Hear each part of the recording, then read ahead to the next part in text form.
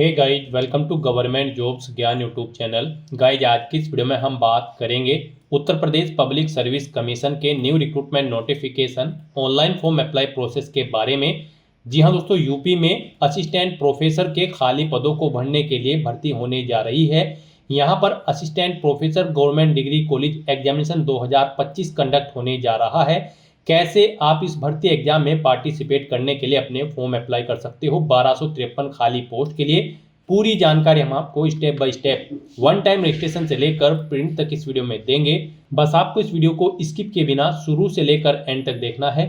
उसके बाद वीडियो पसंद आए तो इसे लाइक और शेयर कर दें। चैनल पर नए हो तो इसे सब्सक्राइब कर लें। साथ ही साथ आपको फॉर्म अप्लाई करते हुए जो भी प्रॉब्लम फेस हो रही है उन सभी का हल आपको इस वीडियो में मिल जाएगा। कैसे यहाँ पर आपको अपना वन टाइम रजिस्ट्रेशन करना है, फोटो सिग्नेचर अपलोड करने हैं, अपने डॉक्यूमेंट अपलोड करने हैं, सभी जानकारी आपको इस वीडियो में दी जाएगी। बस आपको एंड तक हमारे साथ इस वीडियो में बने रहना है। तो बिना कोई वक्त गंवाए चलिए शुरू करते हैं। आपको इस वीडियो के डिस्क्रिप्शन बॉक्स में हमारी वेबसाइट IND-sarkari-naukri.in के इस पेज का लिंक मिल जाएगा। यहाँ पर आपको इस भर्ती के रिगार्डिंग सभी डिटेल्स प्रोवाइड कर दी गई है। उत्तर Pradesh public service commission UPPSC ने यहाँ पर असिस्टेंट प्रोफेसर के 1253 खाली पदों को भरने के लिए नोटिफिकेशन रिलीज कर दिया है। यहाँ पर यह भर्ती गवर्नमेंट डिग्री कॉलेज में खाली पदों को भरने के लिए होने जा रही है। आप 4 सितंबर 2025 से 6 अक्टूबर 2025 तक अपने फॉर्म अप्लाई कर सकते हो। मास्टर डिग्री धारक कैंडिडेट अप्लाई कर सकते हैं जिनके पास रिलेटेड सब्जेक्ट में 55% मार्क्स के साथ मास्टर डिग्री है। साथ ही साथ आपका NET, SLET या फिर SET या फिर PhD एग्जाम पास आउट होना जरूरी है। 21 से 40 साल आपकी आयु सीमा रखी गई है। जनरल OBC EWS के लिए 125 रुपये फीस है, SC ST के लिए 65 रुपये फीस है और PH दिव्यांग कैंडिडेट के लिए मात्र 25 रुपये फीस है, जो कि आप ऑनलाइन मोड से जमा करा सकते हो। सिलेक्शन आपका रिटन एग्जाम और इंटरव्यू के आधार पर होगा। आप ऑल इंडिया से ऑनलाइन मोड में अप्लाई कर सकते हो। उसके लिए आपको इस पेज को नीचे स्क्रॉल डाउन करते हुए इंपोर्टेंट लिंक सेक्शन में आना है। English notification PDF, Hindi notification PDF, इन लिंक्स पर क्लिक करके इस भर्ती के नोटिफिकेशंस को हिंदी या फिर इंग्लिश में ओपन कर लेना है और इनमें से आपको पूरी डिटेल रीड कर लेनी है। यहाँ पर आपको सभी डिटेल्स प्रोवाइड कर दी गई है, जैसे कि क्या पोस्ट का नाम है, कितनी उसके लिए नंबर ऑफ वैकेंसीज है, किस कैटेगरी के लिए कितनी वैकेंसीज है, कैसे आप अप्लाई कर सकते हो, कब से कब तक आप अप्लाई कर सकते हो। पूरी जानकारी आपको इन नोटिफिकेशंस में दे दी गई है। आप सभी डिटेल्स यहाँ से रीड करें, उसके बाद अपने फॉर्म अप्लाई कर लें। फॉर्म अप्लाई करने के लिए भी आपको हमारी वेबसाइट के इसी पेज पर ही अप्लाई ऑनलाइन का लिंक दिया गया है। जैसे ही आप इस लिंक पर क्लिक करेंगे आपके सामने उत्तर प्रदेश पब्लिक सर्विस कमीशन का ये पोर्टल ओपन होगा। गाइस, यहाँ पर आने के बाद आपको एग्जामिनेशन नेम के सेक्शन में government degree college of UP examination में यहाँ पर आपको अप्लाई के इस ऑप्शन पर क्लिक करके इस भर्ती के लिए अप्लाई कर लेना है। ऑफिशियल एडवर्टाइजमेंट अगर आप डाउनलोड करना चाहते हैं या फिर इंस्ट्रक्शंस रीड आउट करना चाहते हैं तो आप यूजर इंस्ट्रक्शंस पर क्लिक करके इस भर्ती के रिगार्डिंग जो भी इंपॉर्टेंट इंस्ट्रक्शंस है उन्हें रीड कर सकते हैं और आप व्यू एडवर्टाइजमेंट के लिंक पर क्लिक करके इस भर्ती का एडवर्टाइजमेंट भी चेक आउट कर सकते हैं।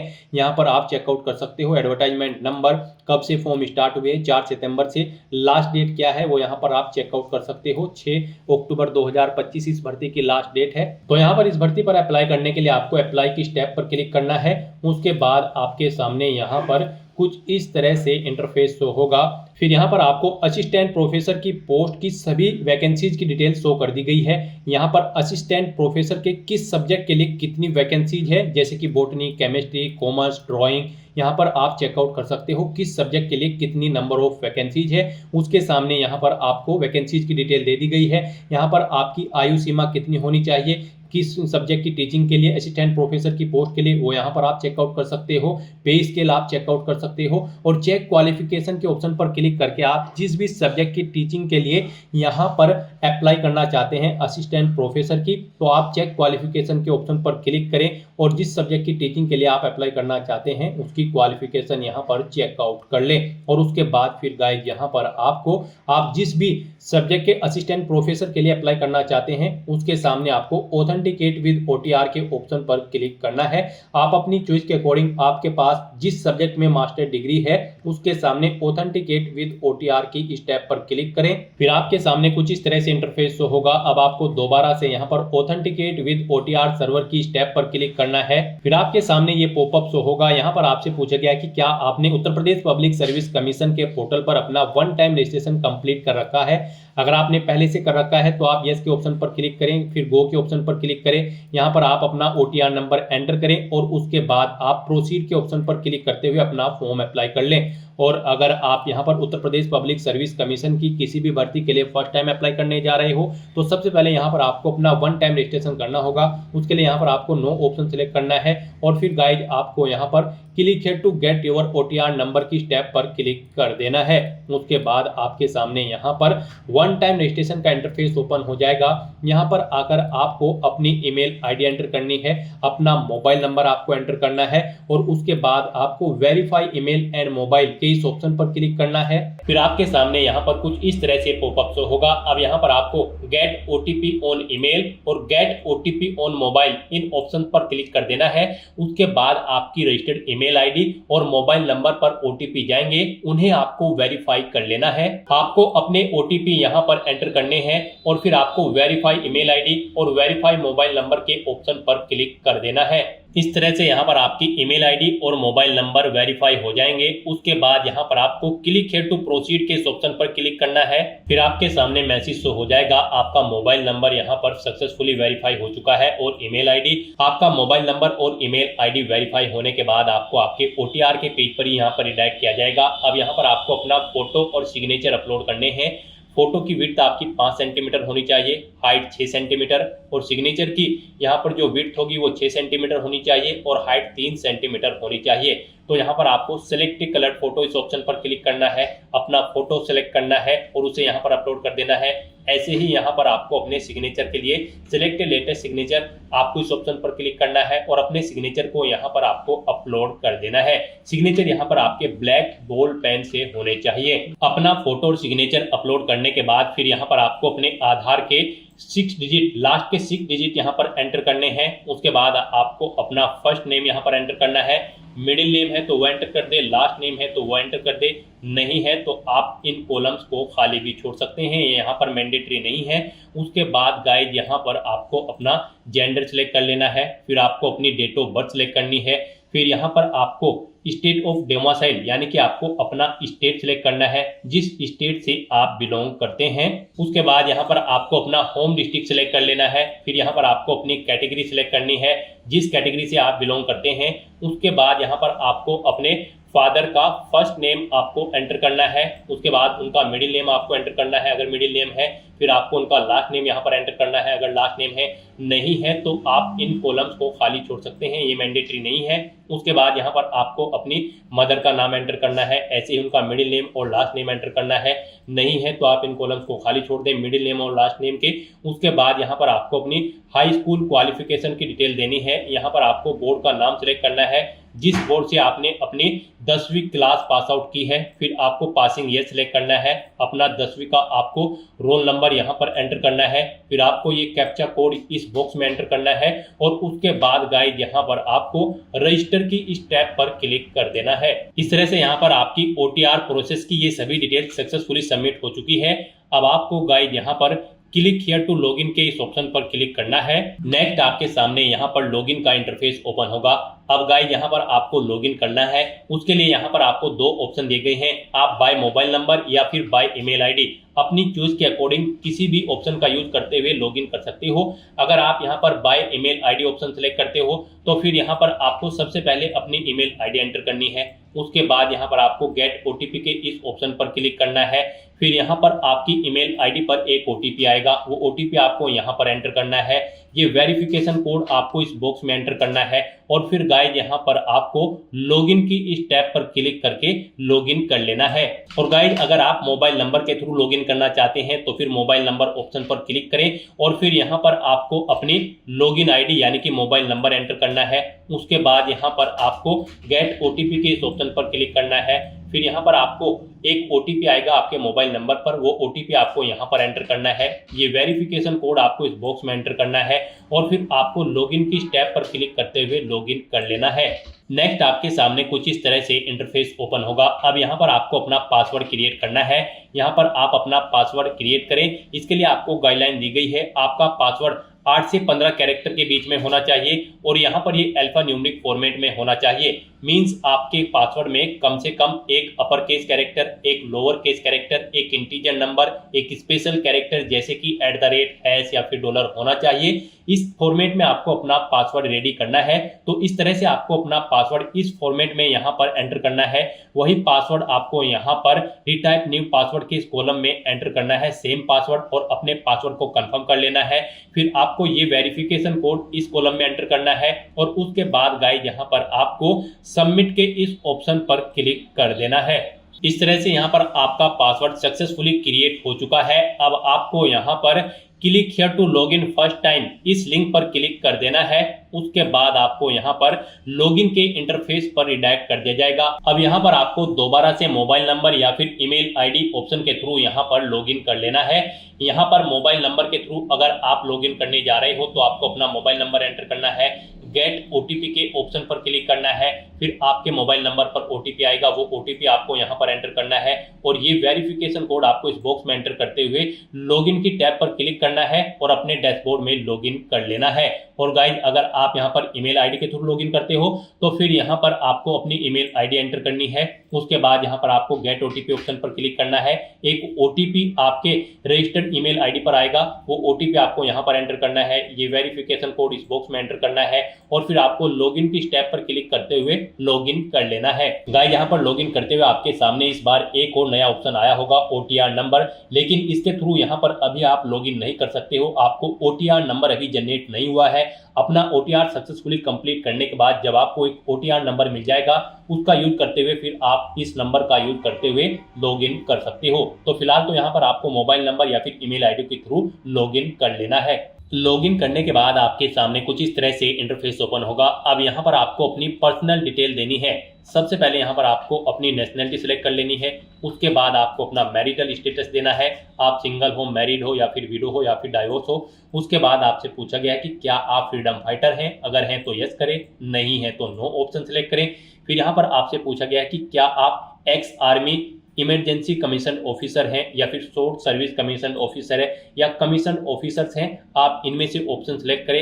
एक्स आर्मी हो या फिर ECO हो या फिर SSC हो या फिर CO, अगर हैं तो इनमें से आप ऑप्शन सेलेक्ट करें और फिर आप अपनी सर्विस ड्यूरेशन यहाँ पर दें। उसके बाद रिटायरमेंट की डेट सेलेक्ट करें और अगर नहीं है तो यहाँ पर आपको नो ऑप्शन सेलेक्ट करना है। आगे की डिटेल आपको नहीं देनी है। उसके बाद यहाँ पर आपसे पूछा गया है कि क्या आप फिजिकली हैंडीकैप्ड हैं, अगर हैं तो यहाँ पर आप यस ऑप्शन सेलेक्ट करें। फिर यहाँ पर आपको अपनी हैंडीकैप की डिटेल देनी होगी। यहाँ पर आपसे पूछा गया है कि क्या आपको ब्लाइंड या फिर विजन प्रॉब्लम है, अगर है तो आप यस सेलेक्ट करें और फिर बताएं आपको ब्लाइंड की प्रॉब्लम है या फिर लो विजन की, नहीं है तो नो ऑप्शन सेलेक्ट करें। उसके बाद आपसे पूछा गया है कि क्या आपको डीफ या फिर हियरिंग प्रॉब्लम है, अगर है तो यस करें और फिर उसकी डिटेल दें। फिर आपसे पूछा गया है कि क्या आपको न्यूरोलॉजिकल प्रॉब्लम है, अगर है तो यस ऑप्शन सेलेक्ट करें और फिर उसकी डिटेल दें, नहीं है तो नो ऑप्शन सेलेक्ट करें। उसके बाद आपसे पूछा गया है कि क्या आपको मल्टीपल डिसेबिलिटीज हैं, अगर हैं तो यस करें और फिर उसकी डिटेल दें, नहीं है तो नो ऑप्शन सेलेक्ट करें। फिर यहाँ पर आपसे पूछा गया कि क्या आपको फिजिकली प्रॉब्लम है, लोकोमोटर डिसेबिलिटी, सर्बल पैलेसी है, अगर है तो यहाँ पर आप यस ऑप्शन सेलेक्ट करें और फिर यहाँ पर आप अपनी PH कैटेगरी, लोकोमोटर या फिर सर्बल पैलेसी की कैटेगरी या फिर सब कैटेगरी सिलेक्ट कर लें। कौन सी यहाँ पर आपको लोकोमोटर या फिर सर्बल पैलेसी है, आप अपने अकॉर्डिंग ऑप्शन सेलेक्ट करें। और गाइस अगर आपको ये प्रॉब्लम नहीं है, आप फिजिकली प्रॉब्लम आपको नहीं है, तो यहाँ पर आपको नो ऑप्शन सेलेक्ट करना है। फिर ये आगे की डिटेल्स आपके सामने डिसेबल्ड कर दी जाएगी। उसके बाद यहाँ पर आपको इस पेज को नीचे स्क्रॉल डाउन करना है। फिर यहाँ पर आपसे पूछा गया है कि क्या आप स्किल्ड प्लेयर हैं, अगर हैं तो यहाँ पर आप यस ऑप्शन सेलेक्ट करें और फिर यहाँ पर लेवल ऑफ प्लेयर आप यहाँ पर सिलेक्ट करें। यानी कि यहाँ पर आपसे पूछा गया कि क्या आप स्पोर्ट पर्सन हैं, अगर हैं तो आप यस करेंगे और फिर यहाँ पर आप बताएं किस लेवल के आप प्लेयर हैं, इंटरनेशनल लेवल, नेशनल लेवल या फिर स्टेट लेवल, आप अपने अकॉर्डिंग ऑप्शन सेलेक्ट करें। फिर यहाँ पर आपसे पूछा गया कि क्या आपके पास NCC है, अगर है तो यस करें और फिर यहाँ पर आप NCC का सर्टिफिकेट लेवल बताएं कौन सा है आपके पास, A, B या फिर C और अगर नहीं है आपके पास एनसीसी तो फिर यहाँ पर आपको नो ऑप्शन सिलेक्ट कर लेना है। फिर आपसे पूछा गया कि क्या आप गवर्नमेंट एम्प्लॉय हैं, फिर आप करंट वर्किंग ऑप्शन सिलेक्ट करेंगे और उसके बाद यहाँ पर आपको बताना होगा कि आप स्टेट गवर्नमेंट के एम्प्लॉय हैं उत्तर प्रदेश के, या फिर अदर स्टेट या फिर सेंट्रल गवर्नमेंट के एम्प्लॉय हैं।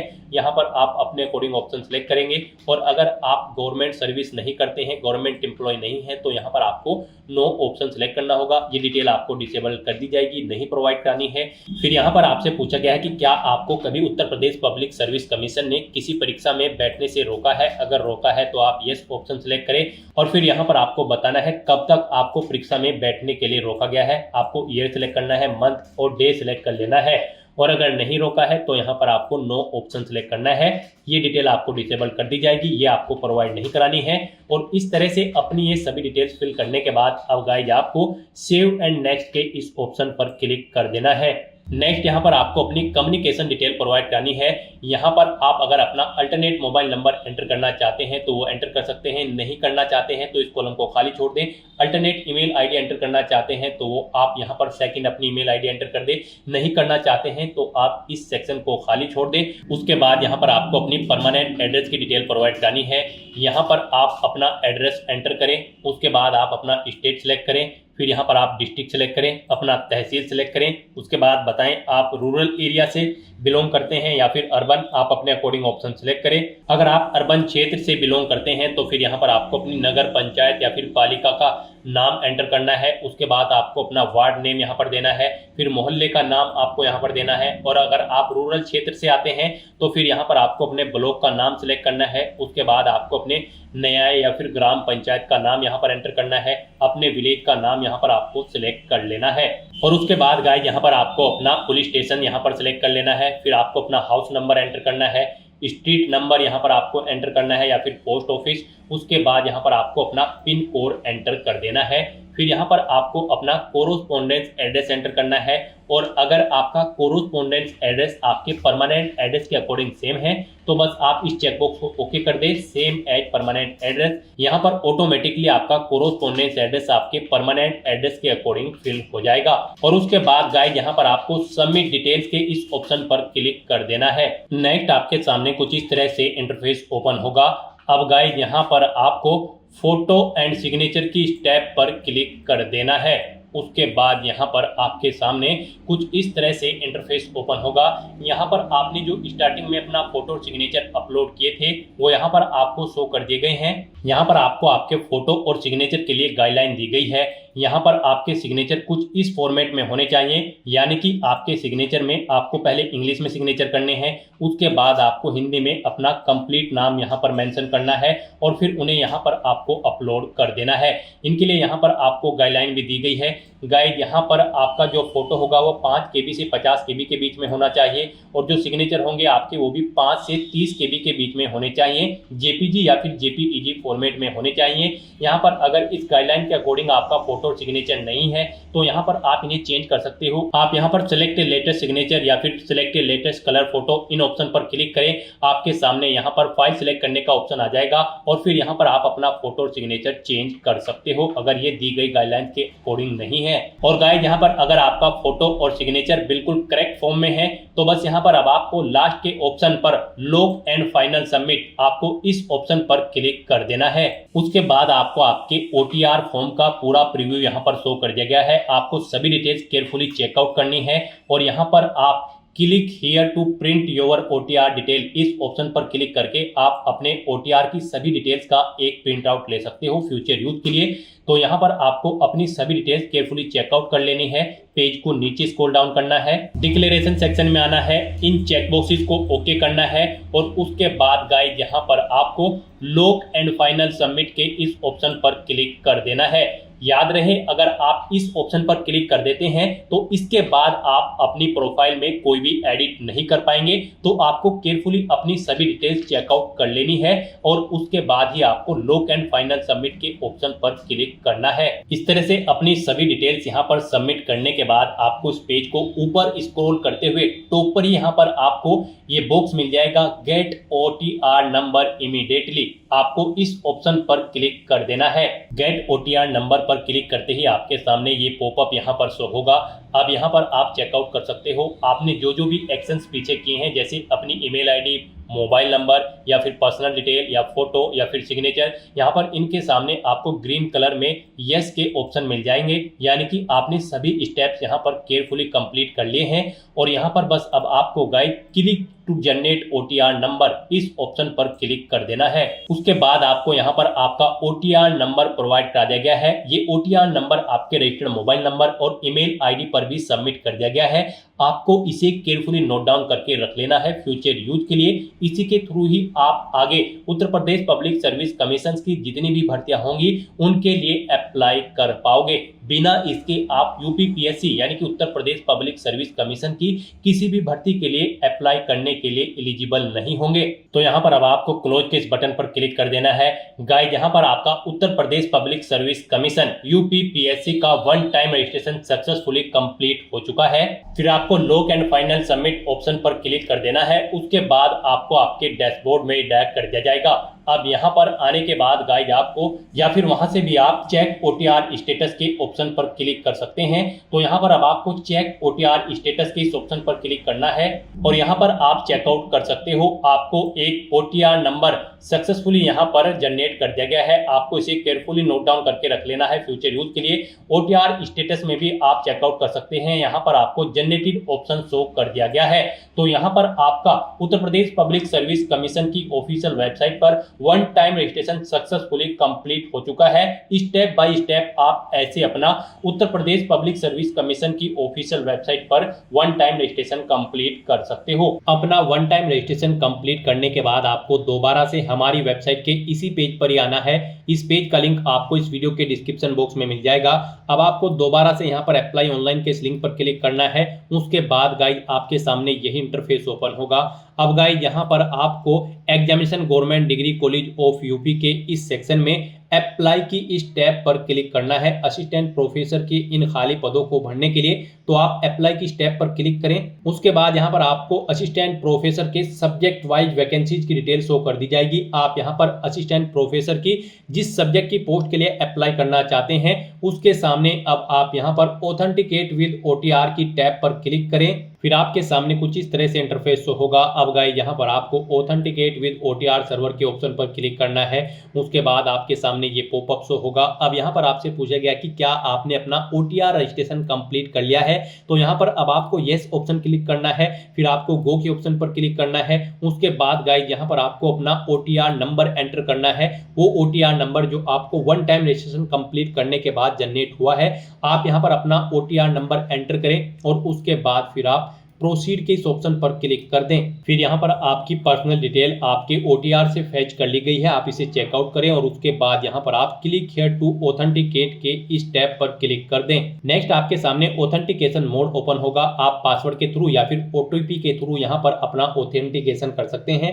पासवर्ड ऑप्शन अगर आप सिलेक्ट करते हैं तो यहाँ पर आप अपना पासवर्ड एंटर करें और उसके बाद फिर आप यहाँ पर प्रोसीड के इस ऑप्शन पर क्लिक कर दें। इस तरह से यहाँ पर आपका ऑथेंटिकेशन कंप्लीट हो जाएगा। अब आपको यहाँ पर प्रोसीड के इस ऑप्शन पर क्लिक करना है।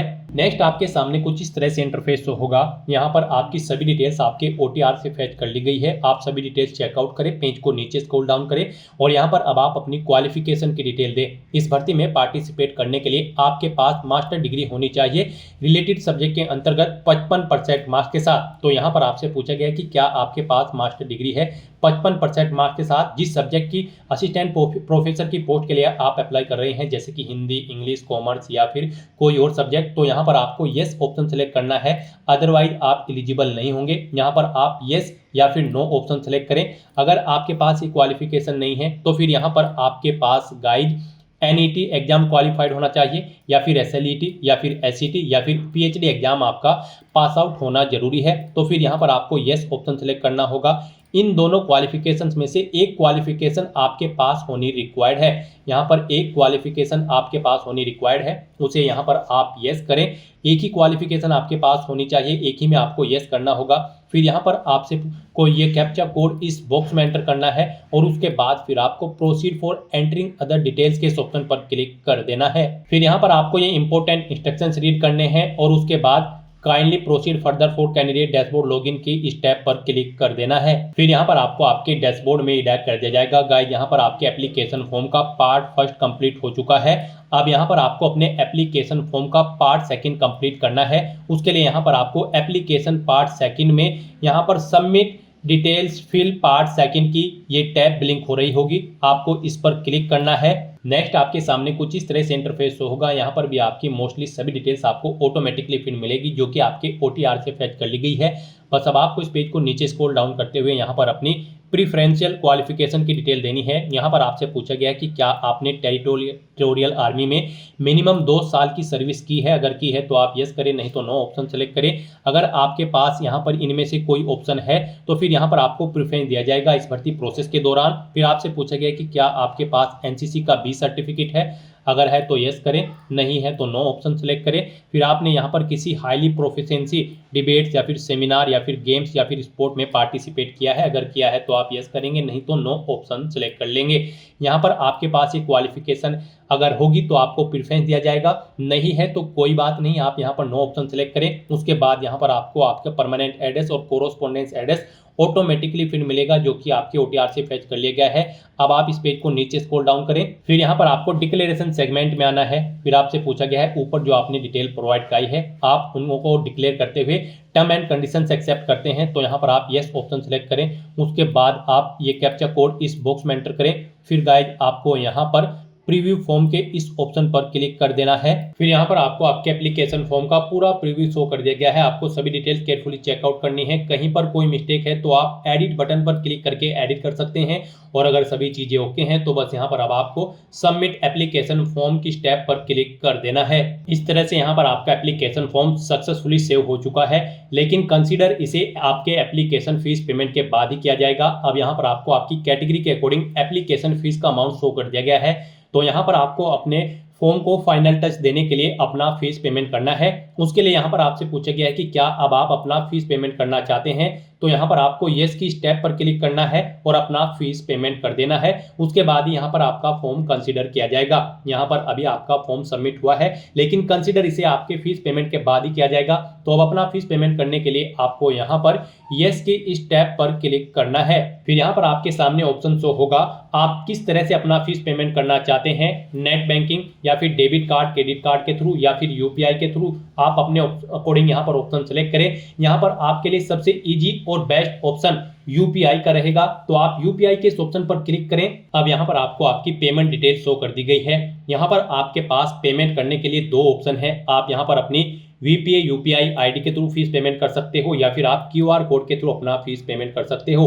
VPA UPI ID ऑप्शन अगर आप सेलेक्ट करते हैं तो फिर यहाँ पर आपको अपनी UPI ID एंटर करनी है, अपने पेमेंट की डिटेल यहाँ पर दें और उसके बाद फिर आप कंफर्म के ऑप्शन पर क्लिक करते हुए अपना फीस पेमेंट कर दें। और गाइस यहाँ पर अगर आप QR कोड के थ्रू अपना फीस पेमेंट करना चाहते हैं तो आप QR कोड के इस ऑप्शन पर क्लिक करें। फिर आपके सामने ये QR कोड शो होगा, आप इसे अपने UPI से स्कैन करें और अपना फीस पेमेंट कर दें। सक्सेसफुली फीस पेमेंट करने के बाद यहाँ पर आपके एप्लीकेशन फॉर्म की सभी टास्क कंप्लीट हो जाएगी। उसके बाद आपको अपने एप्लीकेशन फॉर्म का एक हार्ड कॉपी प्रिंट आउट ले लेना है फ्यूचर यूज के लिए, फ्यूचर रेफरेंस के लिए, और आप अपने डैशबोर्ड में जाकर अपने एप्लीकेशन फॉर्म का स्टेटस भी चेकआउट कर सकते हो, और वहां से भी आप अपने एप्लीकेशन फॉर्म का एक हार्ड कॉपी प्रिंट आउट ले सकते हो फ्यूचर यूज के लिए। तो दोस्तों ऐसे आप Uttar Pradesh public service commission assistant professor के 1253 खाली पदों को भरने के लिए अपने फॉर्म अप्लाई कर सकते हो बिना कोई मिस्टेक किए हुए।